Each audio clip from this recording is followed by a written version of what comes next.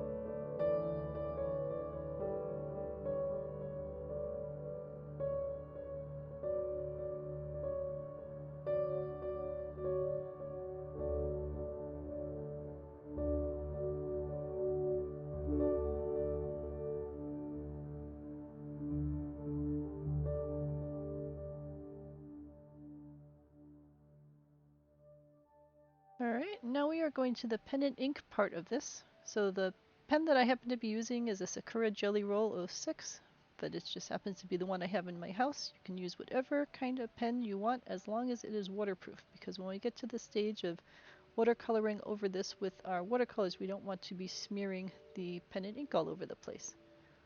Also, whichever type of pen you use, keep in mind that pen ink goes down wet and can take a while to dry. So even though it seems like it might dry instantly, it actually is wet for a little while. So be cautious when you are doing this kind of thing. You can see where my hand is being placed. I'm trying to still keep it from not touching and rubbing the black ink that's underneath it so that it doesn't smear, because it would be a shame to go through a lot of work of drawing something and then just have it smear so that you'd have to start all over again. So I am tracing the pencil image with my pen. And if you come up with a change in your plans, I highly recommend going back to pencil and testing out your change in pencil, because it might be that you say, oh, well, this is quick, I'll just do it in pen, and then realize that isn't what you wanted at all, and it's pretty much impossible to erase pen. So it's better to do all your testing in pencil, make sure that things are the way that you want them, and then to carefully trace over those lines in pen. So let me know if you have any questions about the pen part of this process.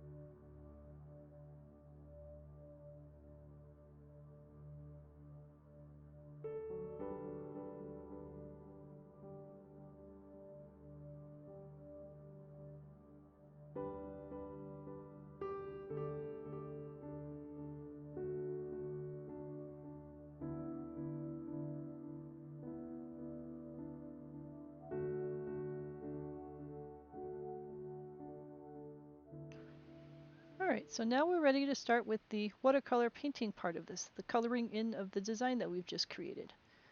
So I am choosing colors that work well for me and the person I'm intending to give this to, but you can of course go with whatever colors work well for your intended recipient.